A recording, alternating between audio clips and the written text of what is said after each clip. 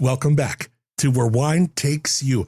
This is the podcast that gets behind the pretty bottles, past the polished stories, and into the people who actually make this place tick.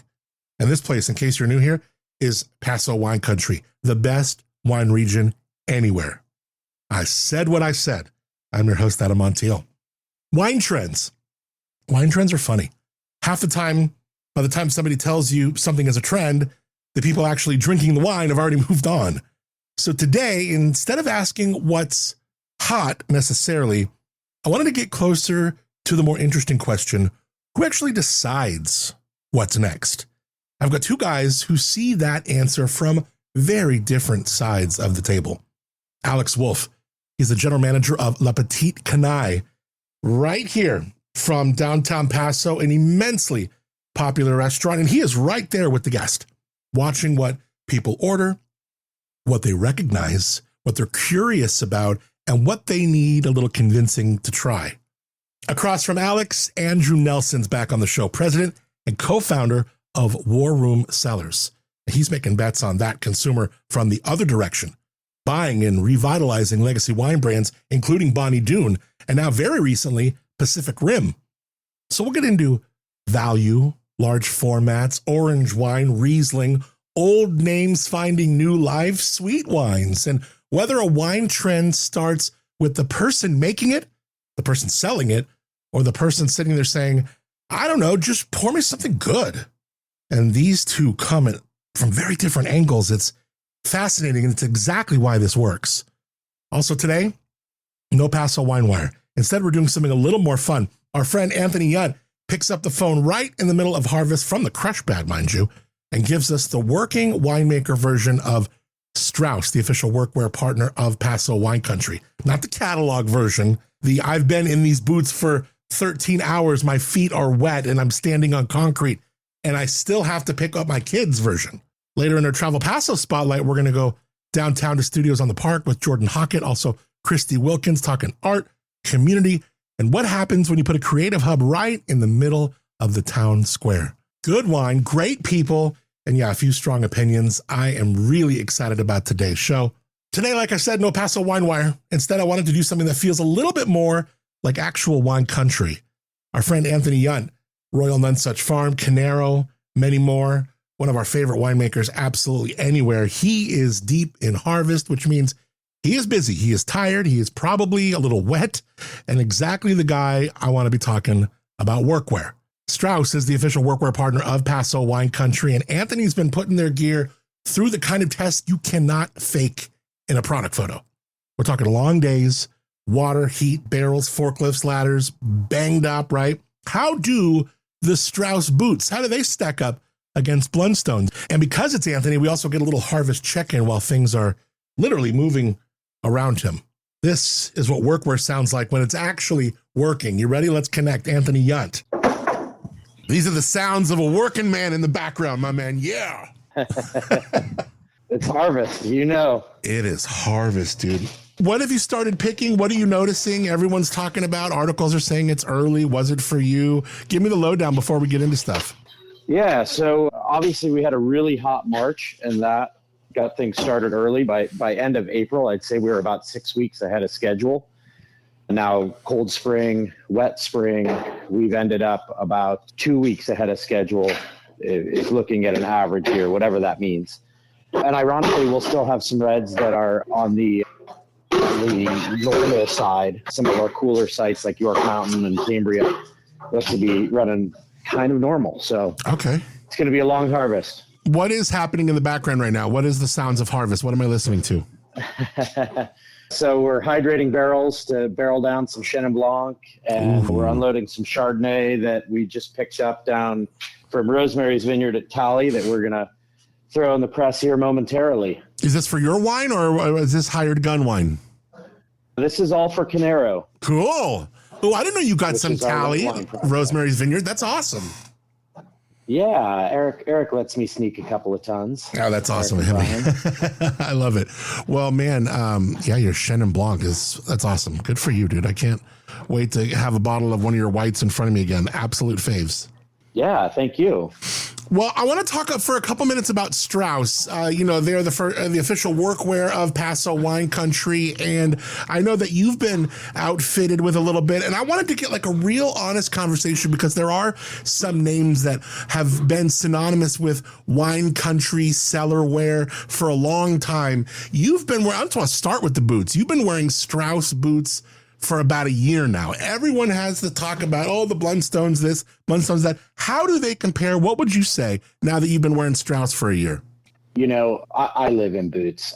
I'm in boots every day, most days for 8 to 16 hours, depending on whether it's, outside of harvest or during harvest. So I'm pretty rough on boots. A pair of Blundstones, they'll last me 6 months and they completely fall apart. They lose their waterproof. And frankly, they take a couple of weeks to break in. I got a pair of STRAUSS Chelsea's, last August and slipped them on and they felt like home. I mean, from day one, they were comfortable. I'm a year in now. I can still walk through 3 inches of water without getting my feet wet. They're still comfortable. And again, when I say I'm wearing boots 12 to 16 hours a day, I'm standing on my feet on a hard, cold concrete floor. And these stand the test of that wear. Now, I mean, imagine durability is huge when we're talking about boots, right? You're talking about walking in 3 inches of water. They're getting banged up. What else, like from the inside? Like, if I were to interview your foot for a second, what does your foot look for when we're talking about boots? I want a little bit of comfort, but not too much. And mostly I just don't want them to be uncomfortable. Again, like whether I'm getting them wet because water's sliding down my leg while I'm cleaning a press or, I'm sweating in them on a 105-degree day in Paso. There's inevitably going to be some level of moisture in there and I don't get blisters. And mostly, I'm not wearing out. My low back isn't wearing out from walking on hard surfaces for a long period of time. And that's what these boots do for me. Hell yeah. What else you been wearing from STRAUSS over the last whatever? So I've actually got a couple of pairs of t-shirts that I work out in that are great. Again, good moisture wicking. They look good. They make me feel good. They don't stink too much after I work out. So if I end up having to do something afterwards, that's great. I have a couple of just regular t-shirts I bomb around in that are, again, comfortable, loose fitting. And then I have to say, I have a handful of pairs of their 5-pocket jeans, which are some of the most comfortable jeans I wear. In our business, I'm climbing up barrels. I'm laying on the ground, working on forklifts, working on tractors, climbing up ladders, having some flexibility. They've got a great stretch to them. They have a really comfortable waist. So, if I eat a little too much at a winemaker dinner, they don't make me feel uncomfortable there. And, right. And most importantly, we do all this work and inevitably we got to go pick up our kids at school at 3:30 in the afternoon. And I don't want to look like a homeless person. So, right. They've got a little bit of style to them. They keep me comfortable and dry during the day, and they're hard to beat. I think that's like you really touched on it because it's this idea where, there's the sprinkle of style. Yeah, there's the sprinkle of comfort. There's all these things that, we want. But in the end, workability is chief and it kills. It just does such a great job at workability. Yeah, I'm rough on jeans, and these have remained holeless, relatively clean, and comfortable throughout the whole year I've had them. Talk to me about what we're picking today. What's on the agenda for the weekend, my man? Yeah, so we've got some Chardonnay coming in right now. Our cellar master Chewy's unloading that at the moment. And then a little bit later today, our buddy Daniel Sitton's going to be bringing us over some old vine Chenin Blanc. Nice. The Avenales strand. Right. And we're pumped on that. Next week for 6 Mile Bridge, which is one of our clients here on the west side, we're picking our first reds. So we're going to see some young vine Merlot and some young vine Malbec. Ooh. And it looks like, I was just looking at the forecast this morning, it seems like it's going to heat up kind of tail end of next week. So I think that's really going to open the floodgates for the reds to start coming in, which is exciting. Now, when things happen and start early, does that mean they obviously end early, or can things be drawn out like in, other years? I'm expecting the longest harvest I've experienced in my 21 years here.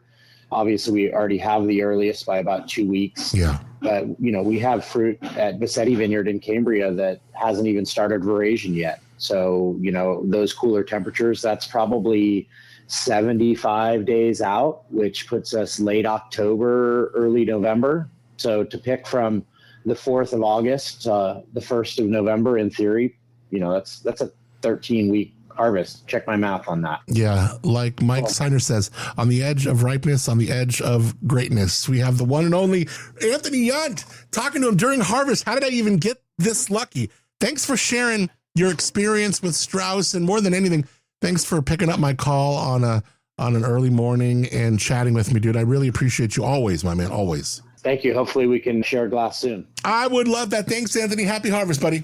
All right, you too. All right, thanks to Anthony for checking in. Thanks to STRAUSS. Later on in the episode on a Travel Paso Spotlight, we're going straight to the heart of downtown. Studios on the Park, right there on Pine Street across from City Park. One of those places that reminds you Paso doesn't just make things you can drink. Now, there are people here making things you can hang on a wall, you can argue about, fall in love with, or just stand in front of for a while and look at it. I love this gallery. For more on it, we'll be talking to Jordan, also Christy. Until then, make sure the next time you're about to make a weekend here, you go to travelpaso.com. That's where you can put the rest of the puzzle together. Where to stay, where to eat, where to sip, what's happening, explore, even do it like a local, travelpaso.com. All right, let's get into the wine. Let's talk this conversation today. I am really all about it. I love a trend. I also love making fun of a trend. I kind of like finding out whether something is actually a trend or whether 6 wine people just started talking about it maybe at the same time. I like to get into it. I like to hear the conversations. I wanted 2 people at this table who really get to watch the consumer from completely different angles. Alex Wolfe is the GM at La Petites Canailles, LPC in the house. I'm super stoked to have him in here. I went online and said, who is our best somm in SLO County? And I got a lot of answers, but I didn't get anyone that said anyone more than this dude. And that's why he's on the show. Alex Wolfe, it's going to be really fun to bring in. He's got years spent on the wine and hospitality side of the restaurant, which means Alex gets the unfiltered version of what people actually want, what they ask for, not what they say they want on Instagram, like what they actually put their credit card down for. You know what I mean? And then there's Andrew Wilson, president, co-founder of WarRoom Cellars, a company whose entire business is built around looking at wine brands people already have a relationship with, finding out what still matters about them, and giving them another run. Bonny Doon is in that world. And just weeks ago, WarRoom added Pacific Rim to that portfolio. And Andrew's not exactly sneaking around the industry unnoticed either. He's a wine enthusiast, 40 under 40. Wine Business Monthly named him one of 2025's wine industry leaders. WarRoom itself has grown from a 2018 startup into one of the country's larger wine companies, built around this very specific idea of taking legacy brands and finding the next chapter for them. So yeah, he's got the resume. He's also a valued friend, which means I get to ask him the questions that don't fit so neatly on the resume. He's always great at conversation. And that's why I like these 2 together. Andrew can sit in his office and say, what does the consumer want? And Alex can say, well, funny you should ask, because they were at my table last night. That's a great place to start this conversation. And this is going to be good. Let's drop in right now. Give me that moonshine, we'll keep on. We fast on round till the job is done. Camped out in the trees, we'll amplify good company.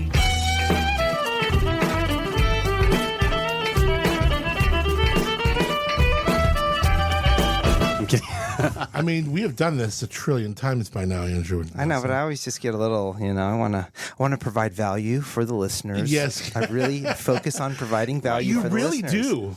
Yeah. You really do. You take everything you do like this very seriously. You do press pretty good, though. I just watched you do all this stuff in the, the Chronicle for the big, We're not recording right now? We are recording. Oh, we are. Pacific Rim acquisition. I saw that. See, we're kind Have we been recording the whole time? Cheers. Cheers. Gentlemen. Cheers. I love this. I'm really excited to have both of you here. I'm excited to be here. Okay, so this is the Bonny Doon Exploration Series, where Bonny Doon explores regions through a distinctly Doonish lens. This is Sonoma County Sauvignon Blanc with a homeopathic amount of Vermentino blended in. What does that mean? Well, that means a small amount, but the TTB was not having that at all. In fact, that word's nowhere on the packaging anymore. Oh, wow. Yeah. What did we end up putting on here? Let us begin in Sonoma County, which may well be one of the world's great places to grow Sauvignon Blanc. Remarkable notes of tropical fruit, citrus born of grapes ripened in rolling morning fog, beaming afternoon sun, and rooted in an eclectic assortment of sandy and loamy soils, all quietly conspiring on the wine's behalf. A small portion, homeopathic amount of Vermentino grapes adds intrigue and a touch more texture, lending the wine a bit of distinctly Dune-ish flair. And That's pretty good. And then the artworks from the Bonny Doon archives.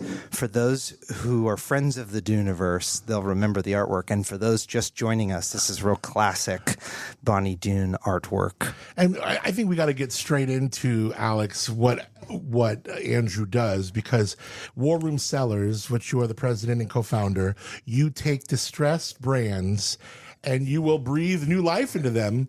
And We do. We'll revitalize them. yeah, and you did it with Bonny Doon, and it's kind of come around full circle because now the Pacific Rim label, also originally founded by Randall Graham. Yeah, very good. is kind of found its home with, the people who have Bonny Doon now too, you guys. So our strategy, Alex and I have just met each other. Our strategy is to acquire iconic legacy wine brands and reposition them for growth by focusing on what customers love. Yeah. So we have a process to determine, is it a founder story, a wine region, a wine style? What is it that customers really love about that brand? And then we'll focus in on that. We'll take each brand down to a single word.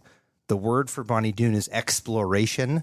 Unique grape varieties, unique winemaking methods, and alien spacecraft, which are part of the original story. What's the name for Pacific Rim? What's the one word? Well, we don't know yet. Yeah. I've actually just started asking people that. So Pacific Rim, a classic Riesling brand. It's most known for its sweet Riesling, which I brought right here. And the dragon's flame turns orange when the bottle gets cold. No way. Yeah. You cannot have a winery brand and not have kick-ass labels. Right. Well, we didn't do that. I just like that a lot. Pacific Rim has been like that for a while. Oh, yeah.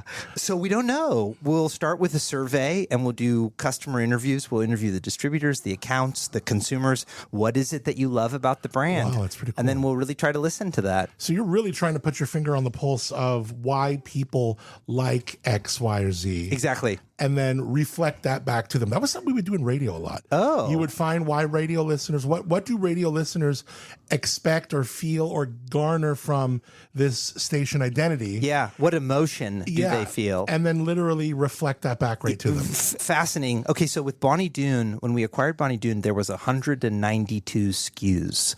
A lot of SKUs. Wow. We went down to 4. There was sparkling Pinot Meunier and various cans and framboise and an olive oil and the word exploration. So we really tried to focus it down to a focused SKU set.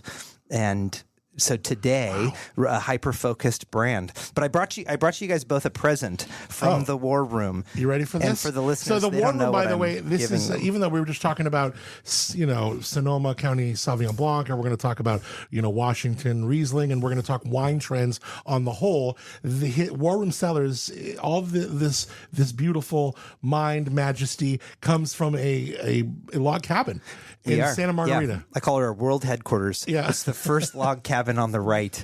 Yeah, right. Santa Margarita. The War Room Cellars. We're all for wine, wine for all. Okay, I love pocket knives. Oh my gosh. I love pocket knives, and my brother loves pocket knives. Supposedly, our grandpa would say, a man with a knife is worth another $1 an hour.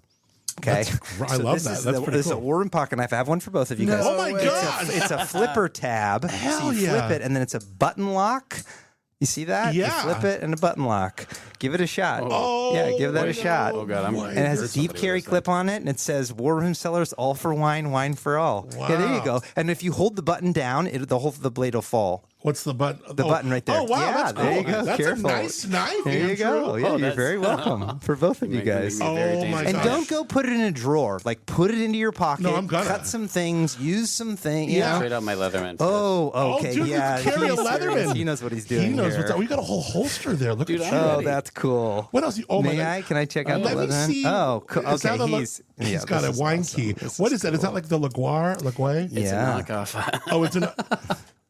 I actually yeah, that is found one cool. of Like the these. fake brand, This yeah. is beautiful. Get them for like less than $20. I go through so many of them. Yeah. Oh, that's a gorgeous one. Though. But you know, hey, Okay, yeah, this is- you're carrying every day. This is going the third. I'm going to Cool. get another strap for this. This is so cool. Oh, This is yeah, so enjoy sick. you guys. I love it. Dude, Another- thank the you. War Room pocket That is knives. such a cool gift. I mean, not to like, get too gender specific, but that's a cool gift for a dude. Yeah. Just hand a man It's a fun. knife It and is be like, I'm fun. going to gift you a knife, dude. I'm like, thank you. Like, I feel so, I've already felt close to you, but like, I feel like a lot close. You're more prepared now, right? If you need to open a package or I'm gonna go home and open Yeah. some Amazon shit that's not even mine. But I mean, now even Alex and I are closer because we were both given knives at the same moment. Like we're all gonna be like, dude, how's your knife? So like, you just brought this whole room. bonded in the knives. Yeah, Yeah, cool. we Love it. give away a lot of knives. Do you really? And after we acquire a brand, I will gift to the seller a special knife that I think is representative of either their brand or Yeah. them. And usually they're like, okay, Yeah. oh, that's so kind of weird. I'm like, Right. this is a really nice pocket knife. Right. This is like the Rolex of pocket knives. I'm like, don't put it in a drawer. Don't put it in a drawer. I love that And you they're say like, that. oh, okay. Yeah, this doesn't belong in a drawer. This is great. I want to talk about this because we have two different folks from two different spots. Like Alex, you, general manager of La Petites Canailles LPC, and Great spot. Really great spot. Dude, I'm so biased, but yeah. you were the it's head awesome. som there for a while. Now you're general manager. So you've definitely been part of that relationship of their wine buying and wine service and wine stewardship for a while. And Andrew, we talked about, a second ago, what you're into. And it's so interesting because as you look at like a time like this, it's almost like this contradiction with you because people look around and they see, is there chaos going on? What's going on in the wine industry? And here is War Room buying things. Yeah, still. we really believe in the wine industry. We're the War Room. So I quote Winston Churchill often: "Success is not fatal." No. Success is not final. Yeah. Failure is not fatal. It is the courage to continue that counts. It's good. And our strategy is really rooted in historic legacy brands and then revitalizing them. And they have incredible stories, wonderful resilience or inspirational stories. The Simi brand, we acquired Simi at the end of last year. Simi turns 150 years old this year. Wow. Just incredible to be able to steward some of these brands. And then we really try to focus in on one particular niche. One thing. And really kind of say, hey, the fans of this brand, we're not going anywhere. And not only that, we're giving you kind of what you've always It's loved. like creating a wonderful sequel movie. Yeah. But ideally, the customers, the distributors, accounts, and consumers are delighted with what we do. So, they'd be excited. And, I got to try that. Oh, I can't believe Bonny Doon's launching an orange wine called Take Me to Your Leader, which I brought, by the way. I love it. Yeah. Yeah, I mean, we're talking about orange wines. I mean, that's the most popular orange wine in retail, isn't it? One of them. Yeah, there's a few good ones out of the Central Coast. Yeah. In fact. Oh, for sure. I know that the guy like Brian Teresi and stuff. They got one that, Orango Tango. great That's name, a too. great one, too. Yeah. Do you just go like, oh, I Skins? wish I would have had that name? Well, no, I'm a rising tide. Anybody who's Lifting who's orange wine, yeah, anybody for who's sure. trying to make it in the wine business, I am rooting for. When you hear, Alex, someone like Andrew kind of reviving a heritage label, does the history actually matter to the guest? Or does the wine have to earn its place all over again, you think? I think it goes both ways. You see a lot of people who do buy on name, and they're so much more comfortable with that, especially in a new setting, a restaurant. They're looking for something to grasp onto. They'll grasp onto a name that they're familiar with. So there is that. But if you're in a place like we are, we're in a privileged position where people trust us with their money, which is amazing, and saying, hey, try this new producer, like we brought something new here. It can go both ways really quickly.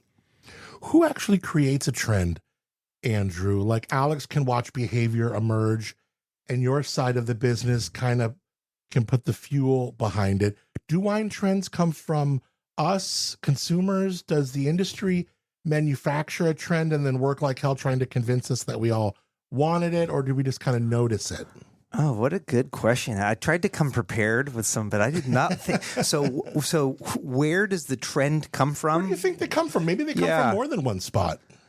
Well, I think we talk a lot about the difference between trends and fads. Like a fad can kind of come and go real quickly, but the trends will stay much longer. I'm kind of avoiding your question as I'm thinking about an answer. Okay, so I think that some of the trends in the wine industry, sometimes they're really supply driven. We have a ton of Zinfandel. We're going to launch a white Zinfandel, and everybody's drinking white Zinfandel. This is a huge trend. But other times, I think it's really consumer driven in terms of organic or low no or sparkling in terms of celebratory. So I think the wine industry kind of where are we at right now? I mean, both. You just put an orange wine on the table. Are orange wines hot right now? They were a couple years ago. They were hotter. Are they cooling down a little bit? I debated bringing this. I mean, we believe for years, I would say, we believe the future of wine is bright orange. And people are like, okay, settle down. The anything that gets people talking about wine or trying something different, exploring in wine, I think is really good. And our orange wine in particular, we've made it so that any rosé drinker would love it. The hypothesis was that you'd walk into a supermarket and there'd be a white, a red, a pink, and an orange section, which I think we could still get there. Yeah. But orange wines were at a much higher uptick probably 2 years ago. The other trend, though, liter, L-I-T-E-R. I love that. That's a big bottle of wine. L-I-T-E-R. Nice. I'll pour this. This is an incredible orange wine. So it's Grenache Blanc, Chenin Blanc, Grenache Gris, and a little bit of orange muscat. It's about 2 weeks on the skins. Okay. This is all Monterey County fruit.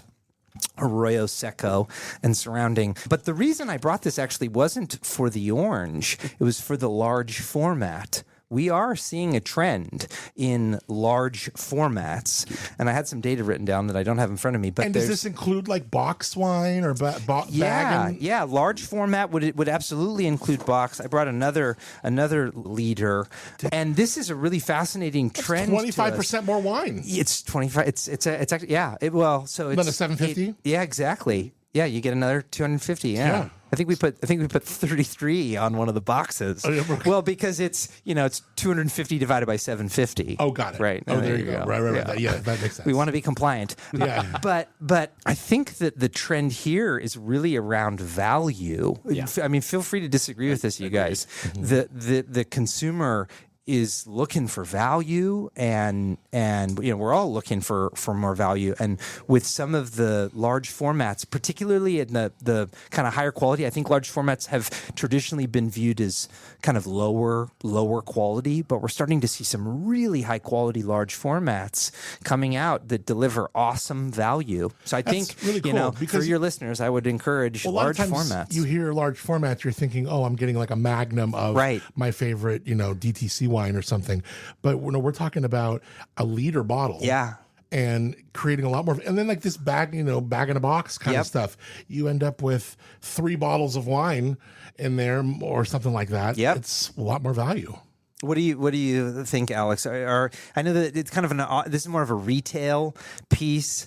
Do you see large formats or unique formats growing with your consumer base? On our consumer base, there is the value. If you can get a larger bottle with a good wine inside of it, obviously they're going to go for it. It's easy, especially when you have a larger party and somebody wants 2 bottles of wine. You say, hey, look, this is going to beat the price quote I've given you, and it's a magnum, and people get excited. But also, I mean, I've been buying wine for quite some time and buying like the liters of Gruner Veltliner, awesome. which kind of like started the trend value back in the day, and then some Piemontese red wines and liters, and being excited about it. Yeah, like good value, and seeing it continue is really nice, especially with the Cigar Volant classic. wine.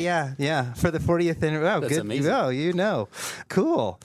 The story of the flying cigar. What can I tell it really quickly? Yeah, of course. This is the Bonny Doon thing. Yeah, and many people know it. And our founder, Randall, he always kind of rolls his eyes. So I'm like, Randall, will you tell the story of the flying cigar? So in the 1950s, in Châteauneuf-du-Pape in Rhone, in France, there was a mayor who was worried that alien spacecraft would land in the vineyards and damage them. I think that there was some drug use going on as well.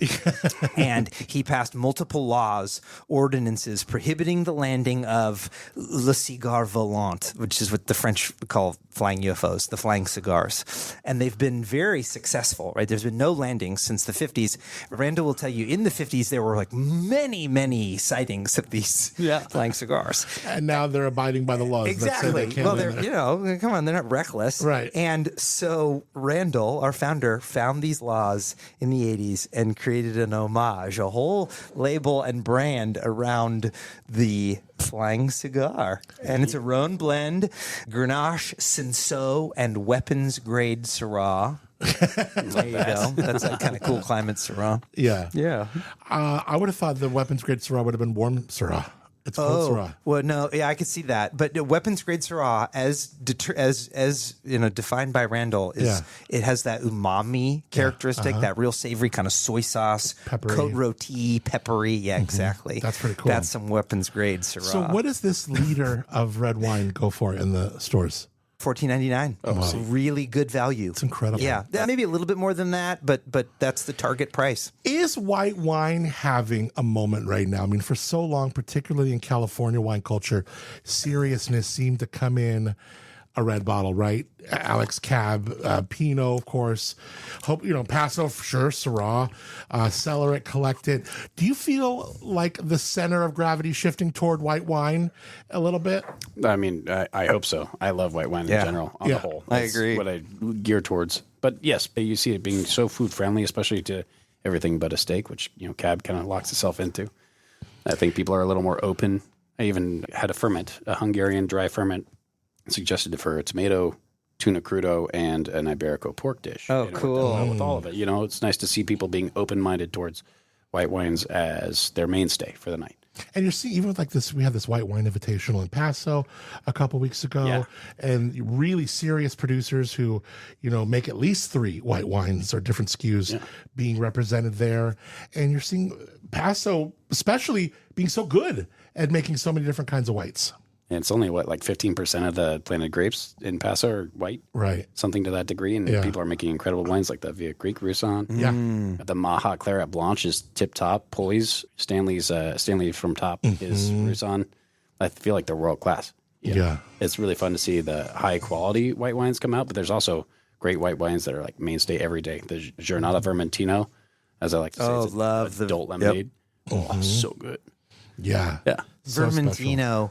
We're seeing the same. As I was choosing wines to bring, it was largely in aromatic whites, high acid, no or very low oak. I brought an oak Chardonnay, a Pinot Grigio. Yeah, we're seeing Sauvignon Blanc growing. Yeah. So it's an interesting trend for sure. And you're kind of, this even puts the lens onto what you choose to buy with WarRoom, right? You and your team kind of go, hey, these we're into right now, these aromatic whites, low ABVs or whatever. Yep. We're not so much into the low ABVs. We've been following it, but we may be going the other direction. Really? Okay, so as I was trying to look up some trends, it was large format, it was aromatic whites, and then it was sweet wine. Sweet wine's making a return. Oh yeah. Should we try the sweet Riesling? Let's do it. Okay, brace yourselves. Okay. For 75 grams, but balanced, very balanced, racing acidity. This is the 2024. Oh, cool. This was bottled. I think this was bottled on Monday, Friday. Nicole was at bottling at 6:30. This is the first time I'm tasting this. What is the secret to do what you do the way WarRoom does it? Because I was talking to somebody about the way that Trader Joe's does their wine. And part of the strategy is to just have no storage. Like when it's done bottling, it's on the road. And that's just one of those things where that's one way they were able to take their business and make it efficient. Well, okay. How do we do it? That smells good. Yeah. Okay, so Pacific Rim, known for Rieslings, and particularly Washington, although when this brand was very first launched, it was German, California, and Washington blended together. Pretty incredible, like very ahead of the time. Okay, but I don't want to avoid your question. Oh, no, let's talk about the wine for a second so we can go back to it. Well, what I love about this wine is the acidity. There is a lot of acid, or there's a lot of residual, but it's balanced by that acidity, and then the CO2. While not sparkling, there's an elevated CO2, kinda, exactly, which kind of gives it that zing. Pairs great with spicy food. What would you pair this with on your menu? What do you think, Alex? Yeah, On our menu, probably. Yeah. I like Rieslings, even with just a touch of sweetness, even something like this.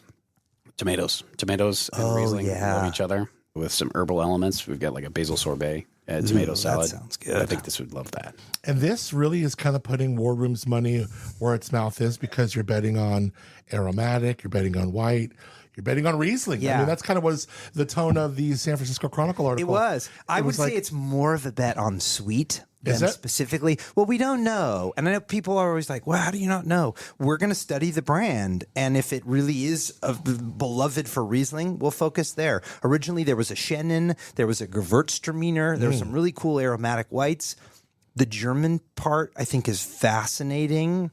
That it was originally a blend of multiple regions, right? Like, isn't that cool? So, and then, from a packaging standpoint, the Dragon's Flames turn orange when the bottle gets cold. Cool. That's crazy. Let's explore that. Yeah. So how do we do it? If I had to say, we try to have curiosity and wonder.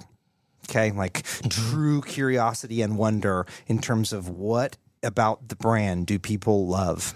What are we seeing now? Are like cans still a thing? We talked a little bit about Bubble Butt and joked about that on your way in. But are people doing what else are you seeing out there as far as these alternative packaging formats? Well, lots of cans and single serve. We have not done particularly well in that category, but and then the like Tetra Pak. You're seeing. Some of those larger formats, but I'm talking mostly retail at this point. I'm curious, Alex, do you see unique formats, or what are you seeing on the restaurant side? Splits, have those grown? Splits? Like single serve sparkling? Almost none. Almost none. I mean, we don't even carry them at this point. At that point, we kind of build in our expectation if somebody wants a single serving BTG. So yeah. we kind of box ourselves outside of that conversation, and a very little half bottle selection too. We focus on 750s, Magnums, and then 3 6-liter. About that. How many times do you sell a 3 or 6 liter? Yeah. More often than you'd think. Really? Yeah. Tell me the last one you remember selling. God, what was it? Are they a pain in the ass to open? What is a 6-liter called? What biblical Jeroboam? king? Is it a Jeroboam? I think it's a Jeroboam. It depends on the region, I think. Or Nebuchadnezzar? I'm awful at this. Or Balthazar? Yeah. The craziest name. Balthazar? Yeah. No, I think the last 3-liter I opened was, actually it was a 6-liter, and it was corkage, but that was a 2002 Blanquiet Cabernet Sauvignon last week. When you're doing that, do you charge corkage for 1 bottle or like 5? Oh, that was When it's like Charles Liu, our good friend, who helped us establish the list. No corkage on that. Yeah, that's good. But I opened up a 6-liter of Biacart Saumon. Oh, wow. Juan Mercado? Yes. I threw him a party a couple years ago. That's incredible. That was fun. You have to use a wine key to get the cork out of a 6-liter champagne. Oh, because it's in there. I learned that the hard way. I didn't know that. You can't saber a 6-liter. I mean, you probably could. Did you No, I see wouldn't. I wouldn't. video? Well, the video of the French Laundry coming into New Year's 2020. Rough. And it was crazy because the Somme, and you must have watched this going like cringing, because in the end, he couldn't get it off Was the first shattered two. in his Which, hand or if I'm something? sabering a bottle, I stop after. If I don't get on the second one, I let the bottle breathe. I let it rest. I'm like, I'm retiring. I'm going to wait. Maybe come back to it. But he's just going, he's like hacking it. Like, just like hacking this thing. And all of a sudden, like you said, It explodes. Yeah. Oh. I think they got lucky. That I don't think almost anything sounds like a happened. I don't know if prank it or was something. bloody hand or what went down, but Not positive. I don't know either. But that video went viral, and it was not a good way to. And just a bad look for the French Laundry. Like you're like everyone in the back kitchen celebrating New Year's, and you're just like hacking. Accidents happen. But I mean that was pretty weird. It was But- influenced by wine. Yeah, I guess you're right. But yeah, I mean, I imagine sabering those large format sparklings. That's got to be tough. I have never done it. Never will. Let's After say that you're video. table side with somebody and they want to saber the bottle, or they want you to saber it. Will you do it? No. Absolutely not. I think that's an outdoor activity, in my opinion. Yeah. That's a very professional way to say take it outside. Yeah. That is an outdoor activity. Absolutely. I like that. I'm sure you've said that to your kids before. Oh, yeah. Yeah. This But is- you're right, it is. I mean, I feel like I've pretty gotten pretty good with being able to aim it and judge it, but still, it's, when there's liability involved. I mean, if there's broken glass and it's flying in somebody's face, I try to think litigiously. Like, right. Yeah. What excuse am I going to have? We were having fun. I know. That's Alex, great. do you have a bizarre pairing that would just like really works? Oh God, I was thinking about this before, and not by my own design, but like circumstance. Yeah. I was having dinner with my mom up in Oregon. We had a nice Pinot, Avni by, Lingua Franca. Cool. Oh, yeah. Delightful. Nice. And it's like not a crazy expensive bottle of Pinot. It's just delicious. And we got to dessert, and there was a creme brulee, and I was like, oh, this is going to be rough having sugar with Pinot, whatever. It was great with the burnt part of it, and that seems to be true. Oh, of that's more cool. Pinots than the burnt part creme brulee and okay. and high-end Washington Pinot. That sounds awesome. Have you ever found out pairing with one of your wines where you're like, oh, this one works really good? Do you drink your wines at home? Well, I don't know. I had a stomach issue 2 years ago. I have not consumed wine in like 2 years. Oh my gosh! Yeah, Oh, wow. I had pancreatitis. Oh no, you're all right. I taste, right? I'm tasting. I spit. Yeah. I'm okay. I'm having it checked out more next week. In fact, Oh, good for you. But it was like wine was taken away from me. It felt like that, huh? Oh yeah. And like this thing that I love sharing the passion with everyone. Yeah. And my livelihood, and like I can no longer. Yeah. I went. Well, thank you. For How'd you saying deal with that? What'd you do? How'd you internalize that? Well, I meditate a lot. Nice. I pray now. Yeah. Good for you. Didn't think we'd talk about that on the air, but I did pray. And, I converted it into a gift. I have more passion for the wine business now than the liquid itself, which is kind of weird. Like, I love wine and sharing the passion of wine, but I'm particularly passionate about the wine business, the industry. What is it about the wine business that? Oh, it's so fun. Since when I first and met you terrifying. 15 years ago, more plus, that still ignites you, because I don't know if I've ever seen anybody as naturally enthusiastic. Oh, I love the about industry. This adventure. Very grateful to be part of the wine industry, and anybody trying to make it in the wine business, I'm rooting for. The relationships, for sure. You give it 5-10 years, you're going to work with the same people again, and you're going to remember how they made you feel, and deep, there's alliances and skirmishes and occasional wars, and trust. Yeah, I love the relationships of the wine industry. Yeah. What about you, Alex? What's so special about what you're doing and ignites you night after night? I mean, definitely the community is a big part of it around here, especially. Yeah. I mean, everybody's so supportive of each other, and when they do choose to fight a war, they mean it, which is fun to see too. But it's nice to bring everybody together. I mean, we have such a quality place, and it's not overrun by anything in particular yet. We're still ourselves. So it's fun to see people genuinely expressing their voice, enjoying things. But for me personally, wine, I kind of get a trip out of how people have been devoting themselves for centuries, especially in places the history outside of here, to a specific style. Like incredible. Generations in some parts of the world. And they're all just trying to do the same thing. They're like, we're 15 generations in, trying to make this wine. Yeah. Let's keep it going. We have such pride in what we've done. It's a beautiful thing to see art continued on long after the person who started it is gone. Yeah, well said. It must be fun to tell a lot of these stories tableside too, especially as some of our local people. We're going to get into this wine that you brought here. Talk about that kind of role that you play in, it's kind of like what I do, but in a different way. I mean, you are telling stories night after night and person after person that you go up to. I'm so lucky. Seeing the consumer side of things, to bring it back to the scope of our conversation, it's really important that I look at everything and understand that I'm the conduit. I'm translating my deck of cards that I'm playing with when they come into the restaurant and getting exactly what they want out of the bottle in their glass. Whether they know how to talk about wine, whether they're CISA professionals, winemakers themselves, my whole job is to minimize the amount of words I say and open the bottle and get it right the first time. So I think that's kind of the role that I play. Yeah. What's harder for a great wine professional in expanding someone's palate, or maybe just kind of knowing when to leave their palate alone and just okay, this is what they like. Let's just try and serve that. I think I've learned this lesson the hard way a couple of times. There are creatures of habit, and there are people who are going to do the same thing every time. Maybe they'll explore within that same thing. And you don't want to break it. And some people, give me the keys to their Ferrari and they say, have fun, which is super amazing. They want me to show them something new. learning to differentiate those people and not abuse their wallet is really, really important to keep earning the trust every single time. Yeah, because you are more than a steward of the wine. You are a steward of what that bill looks like at the end. Right. 100%. Right. You know, because it's what's with the wine markup? Maybe you can explain this. Where did that ever come into the mix? Where like you buy a wine at the grocery store, it's X. You buy it from the winery, it's Y, and you buy it from the restaurant, it's Z times 10. Yeah. Yeah. Well, the experience, right? We could. Do you want to share? We could share. I mean, people know, right? Yeah. The retail markup is usually in the 30% range. Yeah. And the restaurants are usually trying to recoup a glass on the first, the bottle price on the first glass For BTG, yes. For BTG. Absolutely. Where it's interesting though in wine is like the scarcity and then the perception of the brand, where you can start to see these huge price differentiations.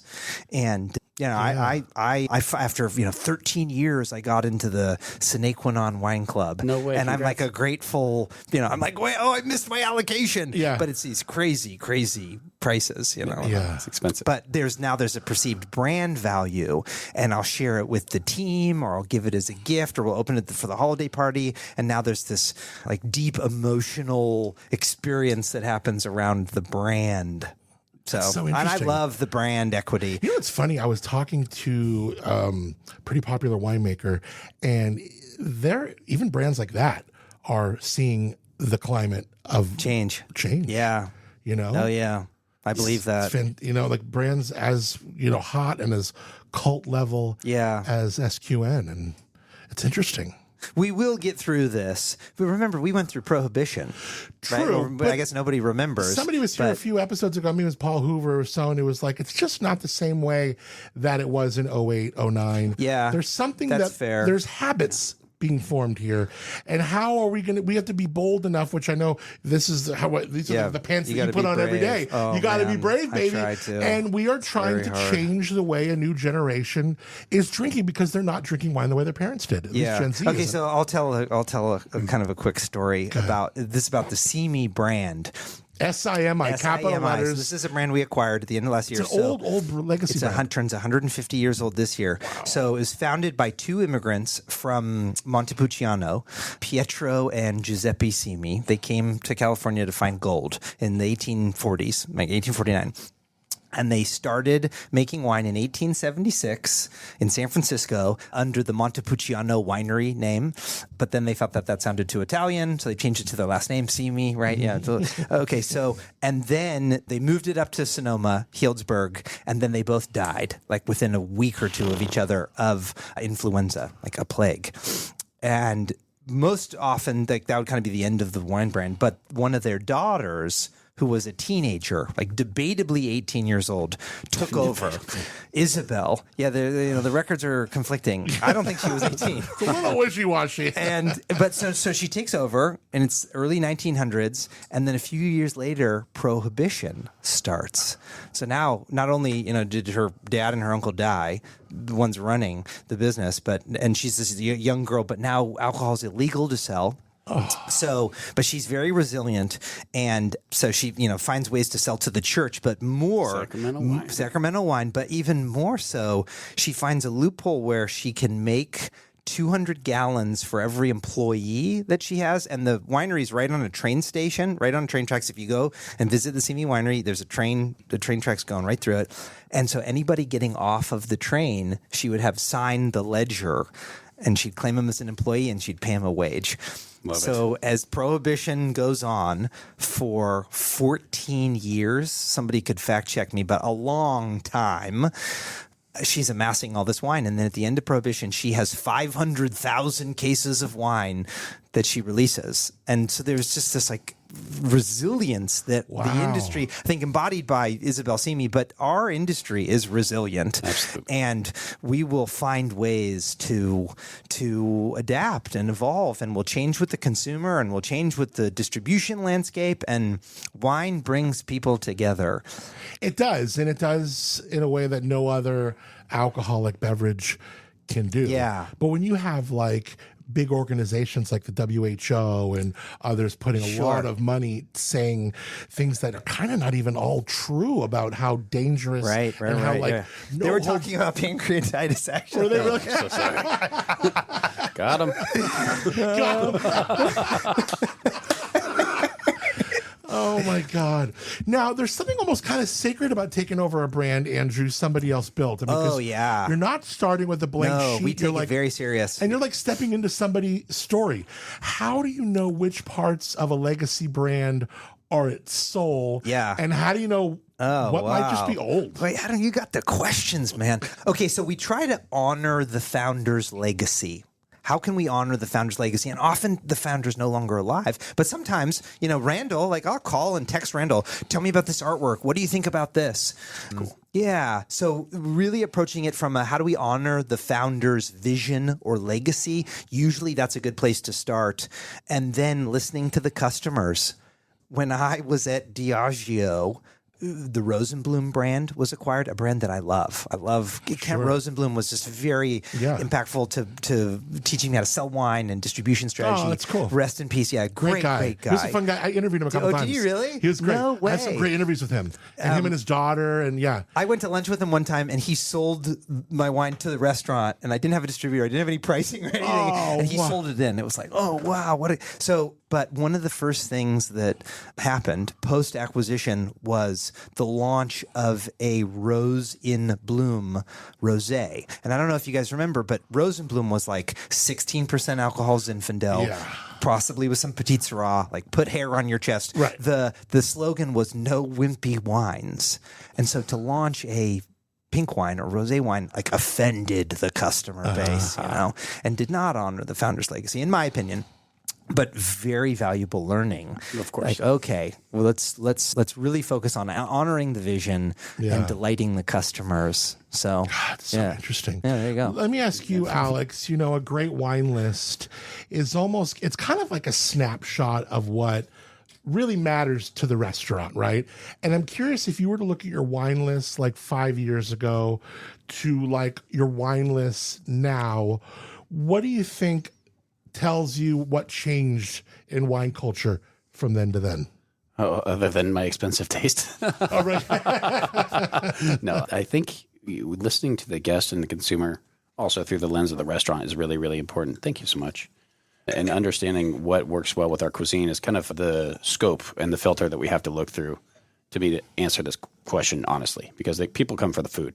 Thank you so much. And what works with the food is really, really important. So you're going to see not only our lists expanding close to 2,000 options at this point from what was about 400, we have a breadth of choice. We'd like to aim for our guests at all levels too. People who may not know anything about wine or visiting our area. This is a perfect example of doing. That was awesome. It's amazing. Oh yeah. Alex and Ryan Kemp do. All roads lead to Rhone. Yeah. You heard that one? That's funny, dude. It's a beautiful wine. Grenache.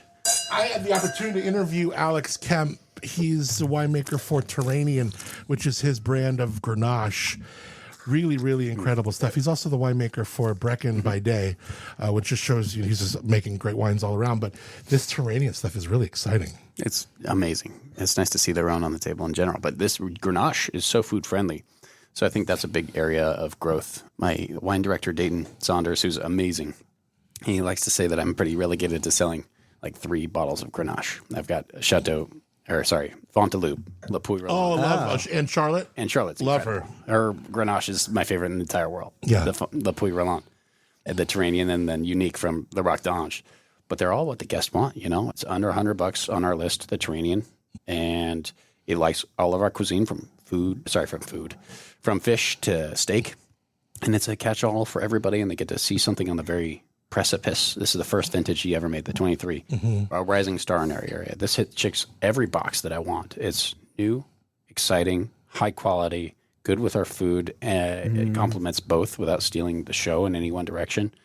And it's within the budget, the value, which has certainly geared itself more towards like quote unquote entry level. $75 for a bottle of wine is not cheap.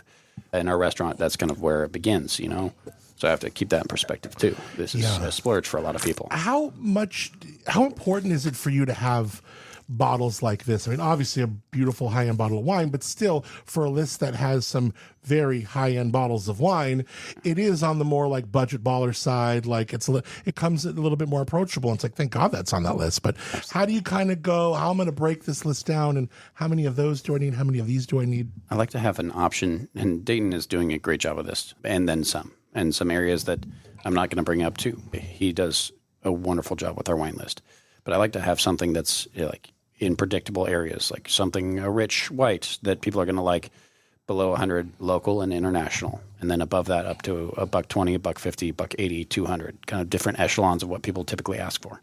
Same thing for light reds, big rich reds, sparkling, something in each category, and then something to break that mold too. Like you're saying, hey, are people creatures of habit, or are they trusting you with something new, new and exciting? I have something that like is half the price of what something $200 is going to be, just the same quality, but you have to be adventurous. Andrew, like at what point do grapes become, I guess, go from being misunderstood, like Riesling or, you know, whatever, to being a grape that we just haven't figured out how to sell? I think of like Syrah, you know, something that you can like easily wrap your head around. You could say it, it tastes fantastic. It's grown a lot of different ways, but man, has this area had a hard time selling. Yeah, Syrah is such a tough one. I tell the Syrah joke at the general sales meetings. You got a dad joke? No, tell me. Well, this is debatably appropriate, but this isn't on the radio. This is a podcast, right? Yeah, no FCC okay, here. So it's, what's the difference between syphilis and Syrah? You can get rid of a case of syphilis. It's like a wine salesperson joke. You tell that to like a group of distributors and you'll get a big laugh. Yeah. That. Yeah, so I don't know. Your question is a good one.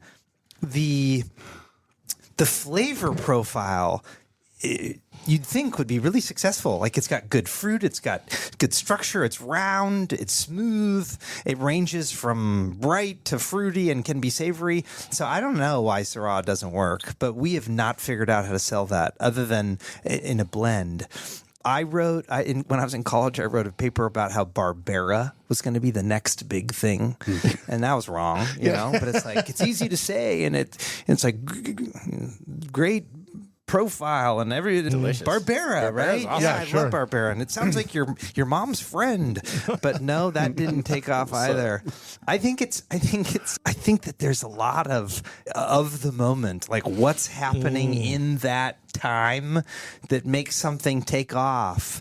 Yeah. The Moscato trend, I remember that. That was like just the hottest thing, and Rosé really had a moment, and so I don't know. I think you think Sparkling's having one now? Oh, for sure. Sparkling's having one. Yeah, very celebratory. Yeah, but it's like people are like they're buying in on the idea that it doesn't just have to be celebratory. Well, your question about where it comes from, it's like that's the question, right? Like where is the puck going? Yeah. And the CEO of Bronco, Dom, said something that made me laugh out loud. I told him this. He said, you know, the wine industry reminds me of a 4-year-old soccer game.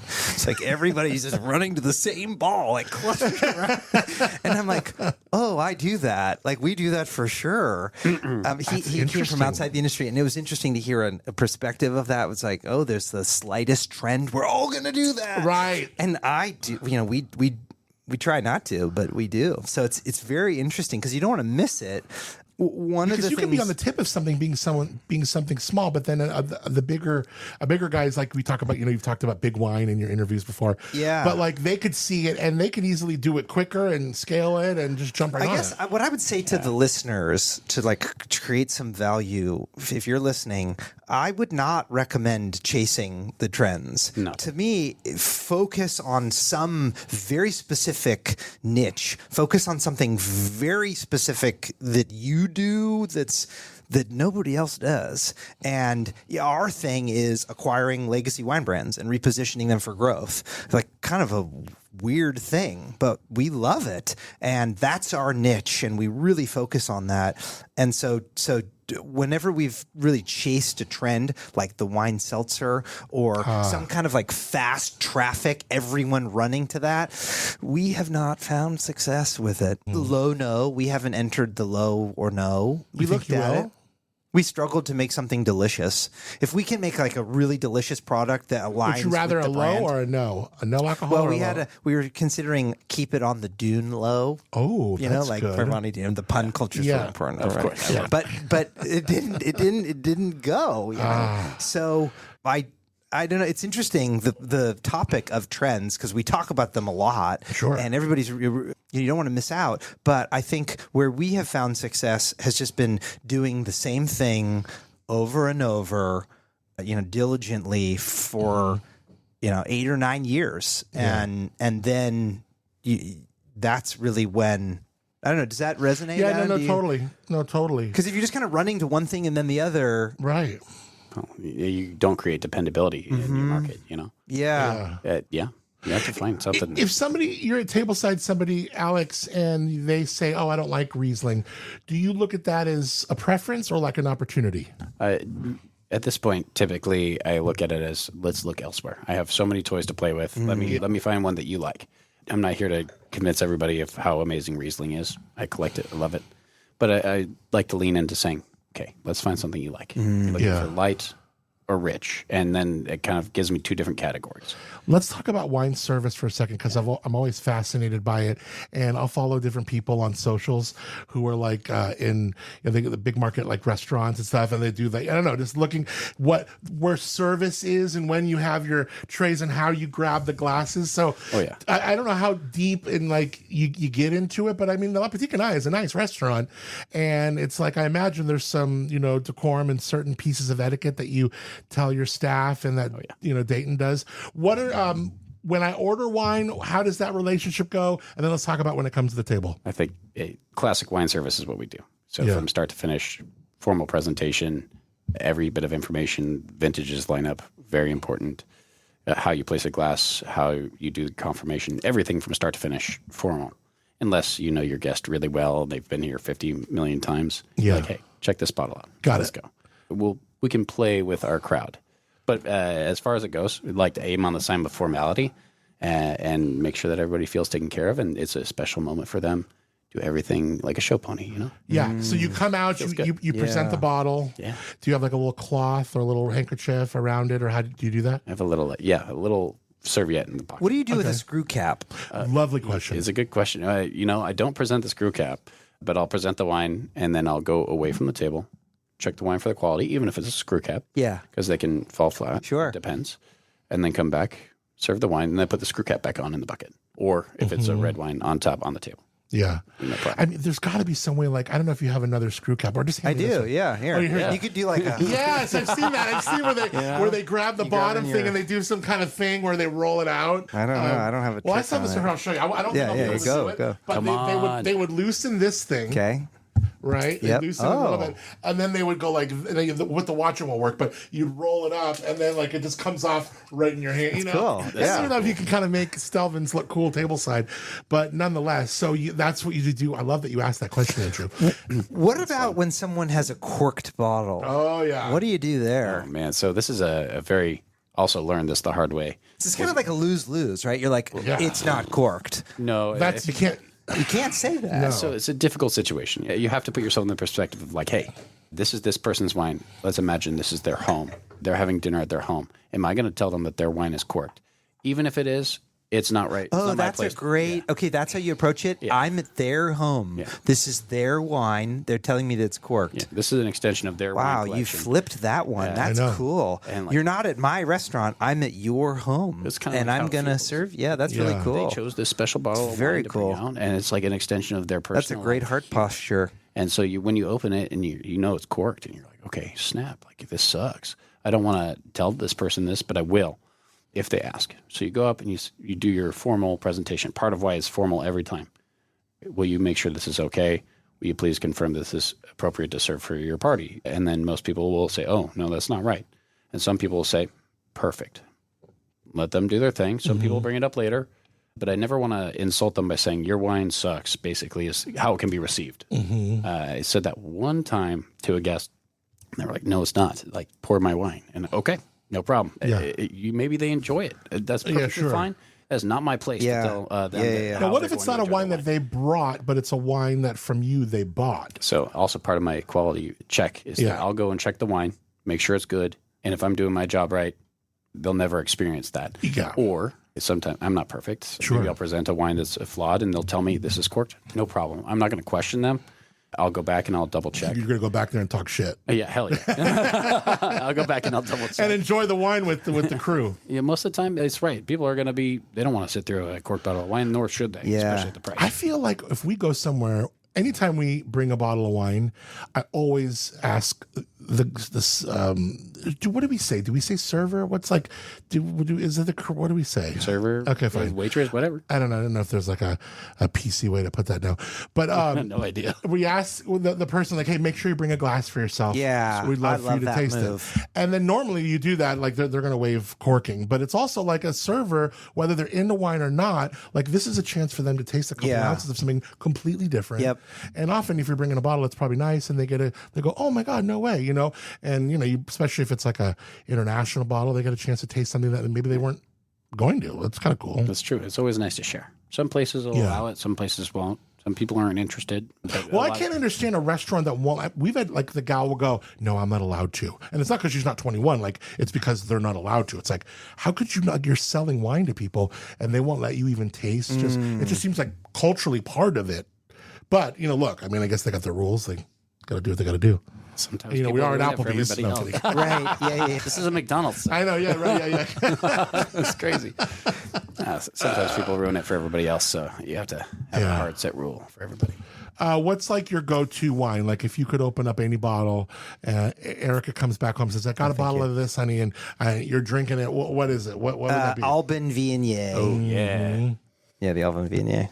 In fact, I went to, Erica and I, pre-pancreatitis, went to a Alban pairing that you hosted. It was awesome. Oh, wow. It was probably a few years ago now. The Alban dinner that we did? Yeah. No way. Yeah. Oh, incredible. That's awesome. Yeah. It was a great dinner. It was a great, great dinner. And just, I had a blast. But that would be my one, the Alban Viognier. It's super good. Yeah. It's a great choice. Yeah. What about you? I think ours might be the same. We were just talking before Andrew got here. I mean, our favorite wine is the same wine. Oh. Okay, wait, hold on. Give me a hint.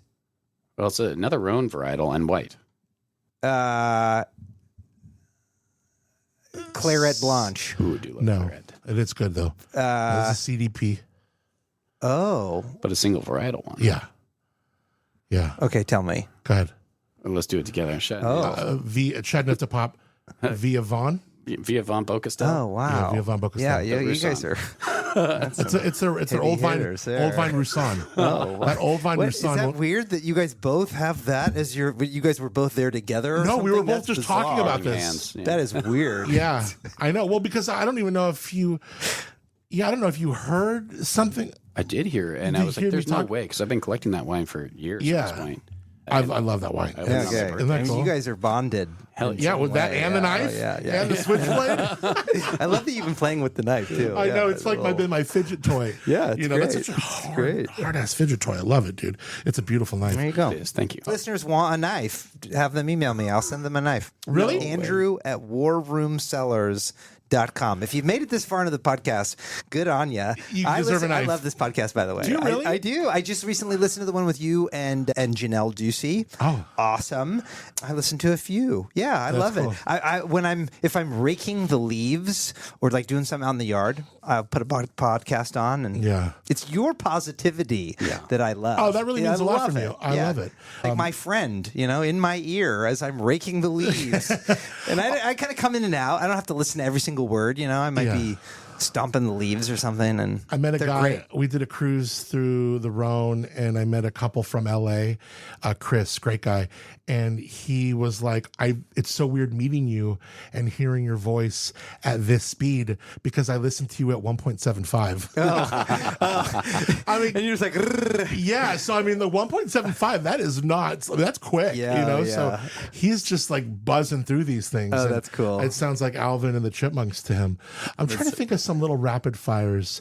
we could play the wine game. We haven't played the wine game in a long We time. totally could play the wine game. Oh, We'll definitely play the wine game. What what about this natural wine trend, transformation, branding issue? What do we think about Okay, you natural go wine? first, Alex. There's so much to unpack here, man. I It's a big know. one. I opened up a beast. I feel like it's a misconception across the board because there are so many ways that you can define natural wine. There are Yeah. people who add nothing, people who won't even touch sulfur. It's more of an idea that people interact with and kind of an idea of purity, you know, which cool, it's fine. But at the end of the day, if the wine sucks, it sucks. If it's good, it's good.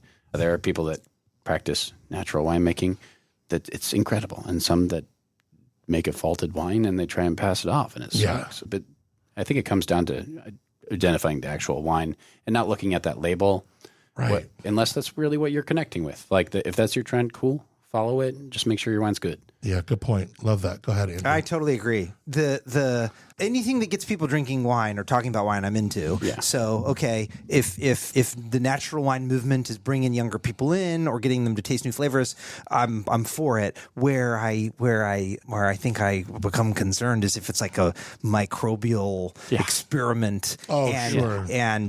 But so I had right after college I went and I did a harvest in Greece. And I made Retsina at a biodynamic winery. It was awesome. That's awesome experience. So for those that don't know, Retsina is a white. It's the Sabatiano grape, a white, beautiful aromatic grape, and it's fermented on pine sap. I'll bring this around in a second. Okay, so it basically tastes like you put some Listerine into the Chardonnay. Wow. I would say it's not particularly delicious, but if you grew up in Greece, It's the thing. it is the thing. And there's a whole hierarchy of qualities and integration and nuances. Yeah, okay, you're familiar with Retsina. Oh, cool. And the wines that I brought from California for the winemaker, for Dimitri Yorgas, who I was very proud of, he was like, he hated them. He's like, these are not important wines. And I'm like, oh, what an interesting word. I know. Important? What is that? I haven't heard wines described as important before. What does that mean? He's like, you will not remember them.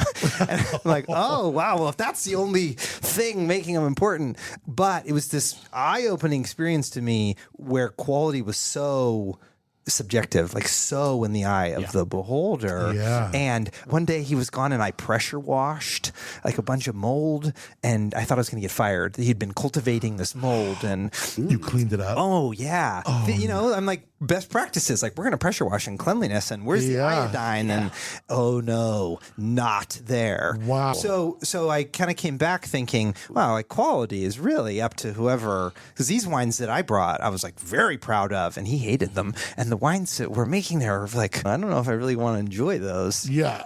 That's so interesting. And I kind of put natural in there, you know, like No, sure. for some people. Yeah. But I think if you're just trying natural, they can be microbial and kind of like cheese or there are some that are beautiful and delicious, but I think biodynamic is a better metric of if you're aiming for a particular style of digesting something that means something to the winemaker and their process of doing it. That's a great way to put it. oh, that's really well That's a great way to put it. No. Chilled red, here to stay or what? I sure hope so. Me too. Yeah, But chilled I love reds this are great. too. Yeah. Orange wine, gateway or geekdom? Well, remember, there's going to be a whole section in the grocery store for orange. Yeah. You guys recall? A lot of places there is. You know? Screw caps on serious wine. I mean, we've entered that a while ago. That's fine. Australia did it first, man. Let's go. Yeah. Oh, yeah, I totally agree. Heavy bottles, are they dead? Ooh, that's a good question. In a bar fight. I mean, this knife's Yeah, gonna be right. fun, but The knife. I think that consumers perceive the bottle weight as higher quality. Heavier the bottle, I heavier know the score. that many people are going to disagree with that statement, but there is a consumer, I believe, There is. that when there's a heavier bottle, they associate When that the with bunt is higher quality. halfway up the damn Yeah, thing. yep. And it feels full even when it's empty. And that could change later, but I think we see wine that. clubs. Do wine clubs need reinvention? Oh, you're going deep here. You Well, take I'm that just- one. oh gosh, I don't really have enough personal experience to speak on it heavily. I'm only a member of two, and Yeah. I I'm sick of there ways Yeah. for them to evolve. I mean, they're and- wonderful. They bring a course, but I mean, can community they- together, can and we don't focus on wine clubs. We're focused on wholesale. But I None of your sure brands have hope- wine club. Is there a wine club for Bonny Doon? Not really. Yeah. No, we have struggled. We no longer have a tasting room. We'll open up a tasting room again at some point. Yeah. But the wine clubs are wonderful and explorative and community. I think they're wonderful. What's the most overword used that describes wine and is just almost cliche? I don't know. Minerality. I'm just trying to think of I things. have a word that comes to mind, but Go I ahead. want Alex to go No, first. you first. I was going to say bold. Oh, there you go. Bold. Yes. And that's actually a word I really like. You just don't want anyone else to But use like, it, just you. Yeah, on the team, Jason or Nicole or Evan will be like, Andrew, they all can't be bold. Yes. Right. I don't know. I think sweet. The word sweet, unless it's actually like 75 grams per liter of sugar. Yeah. Like that makes sense. But I think people misappropriating the word sweet with a dry wine that's fruity muddles the conversation for everybody. And I understand. But it's difficult. You've never played the wine game before. No, let's go. We're going to play the wine game. Oh, he's very, very eager. I love this. I love games. Wine game is fun. It's easy. We're just going to go rapid fire around clockwise And I'm not fashion. very good at this game, just so you know. Me either. I've never played. You'll explain the rules? Yeah, go ahead, it's go ahead. really two simple rules. You can't repeat one. We're just going to go in rapid fire and name Paso wineries. Since we're doing Where Wine Takes You, we'll do Paso. And they could be brands, it could be whatever, right? And then two things you can't do. One, you can't repeat one that's already been said, and you cannot pause longer than 3 seconds. You got to have a bank going. You have to have I'm not very good at this, but I just love this game. It's a fun game. So let's give it a little bit more than 3 seconds, okay? What? 3 seconds is fine. 4? All right, 4. 3 seconds is a long time. 3 seconds is a long time. And and they don't have to be in business anymore, so you can go way back if you want to. Okay. Andrew loves that rule. Yeah, that's like my rule. How we're going to fact check it? York Mountain Winery. Yeah, there you go. Right, yeah, exactly. Yeah. It's Don't outside of take Paso. that, because that was Yeah. one of mine. That is a Central Coast AVA. That is true. It's That's fine. Central Coast, right? It's not just Paso. or is it just let's try and do Paso, but York Ooh. Mountain, I would think counts. York Mountain counts. Oh, Legally, yeah. no.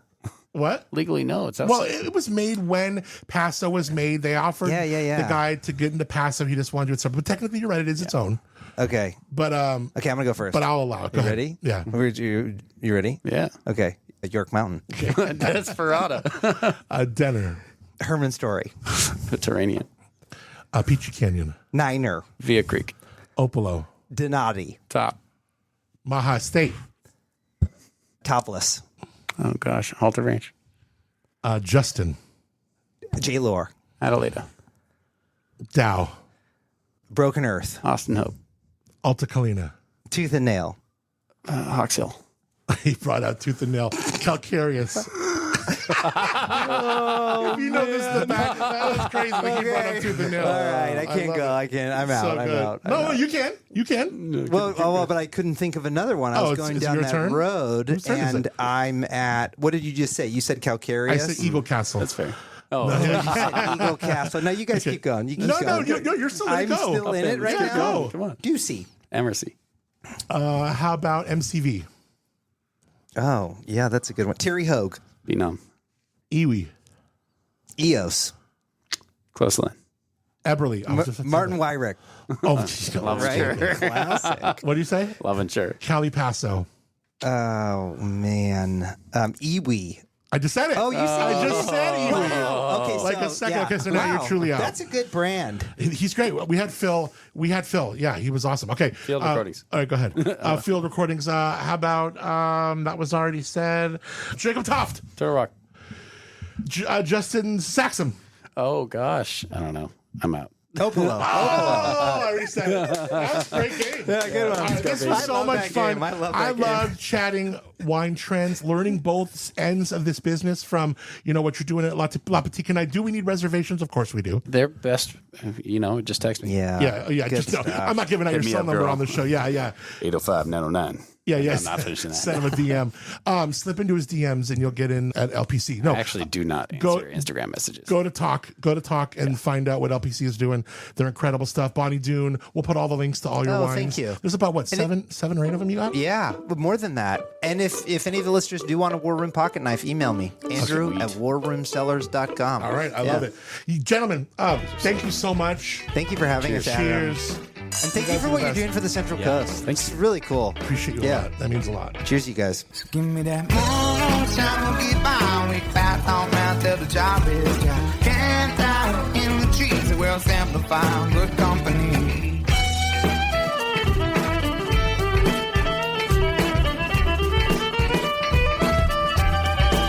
I love that chat. because we started with wine trends, but we keep ending up, I don't know, somewhere a little bit more. It's a little bit more interesting. Trusting the person pouring the wine, trusting the person building the brand, trusting the customer enough to actually listen to what they love instead of just telling them what they're supposed to love.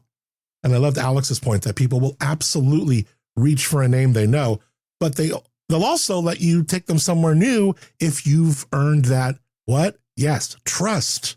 That's kind of the whole game, I feel I learned right there. Then you got Andrew, who's literally buying history and asking, okay, what part of this story still matters? And his answer isn't just make more noise. It's get curious, listen harder, figure out what people actually care about. Also, for the record, I'm still very much here for chilled reds, large format wine. Yes, please. And apparently a future grocery store orange wine aisle. Let's see. Yeah, let's see how that one ages. I'm down though. Big thanks to Alex. Big thanks to Andrew. Two very different vantage points. One really, though, fun look at where wine might be headed next, don't you think? All right, now we're going from what's in the glass to what's on the wall. It is time for our Travel Paso Spotlight. Today, taking us to Studios on the Park, downtown Pine Street, right across one of the most gorgeous spots to just look around.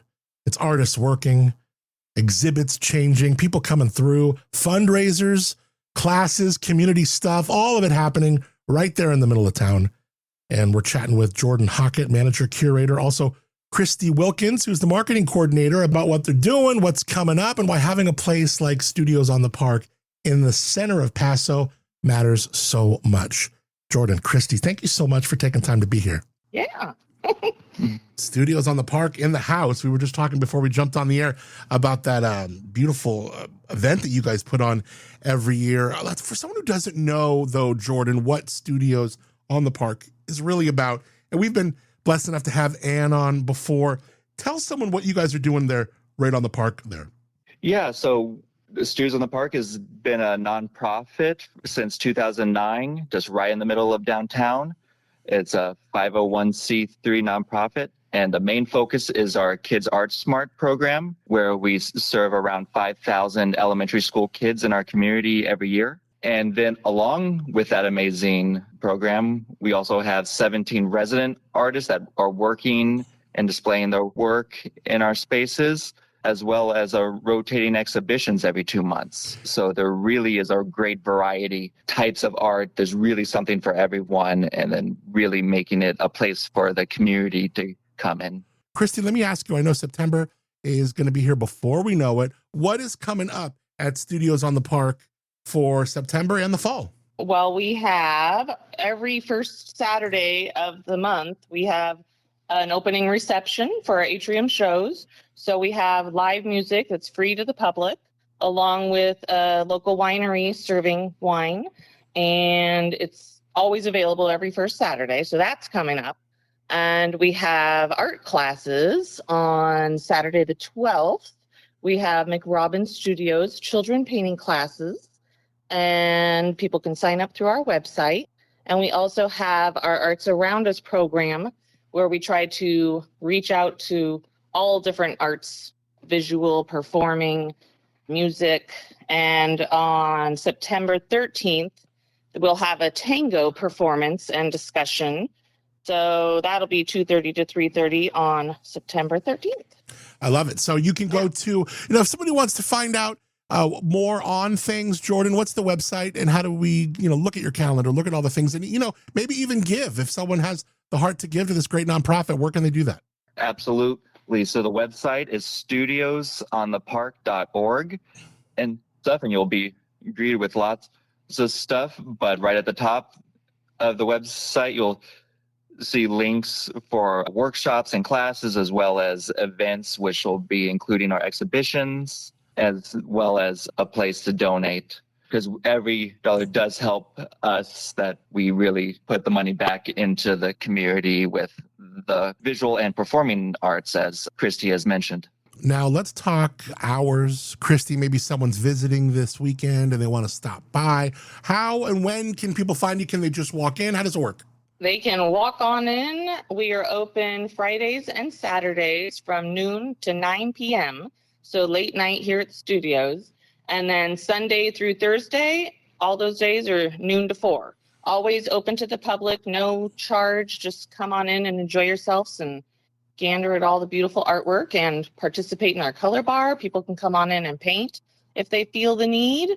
And yeah, there's always something to do and see in the gallery. So great. Well, give my love to Anne and all the team over there at Studios on the Park, Jordan, manager and curator, Christy, who is spreading that message and making sure people understand what and how great and worthy of a nonprofit and an organization and an art museum, an art gallery that Studios on the Park truly is. What a gem for Paso.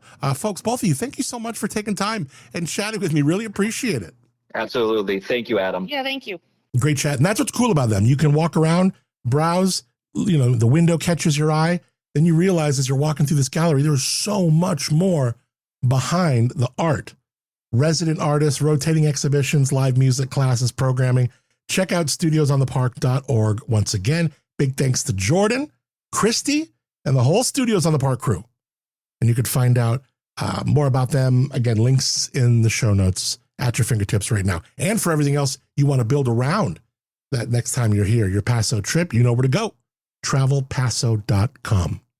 We spent a lot of episode talking about what's next, what people are drinking, what they're buying, which grapes are having a moment, which formats are getting bigger, which old brands might have a whole new life in front of them.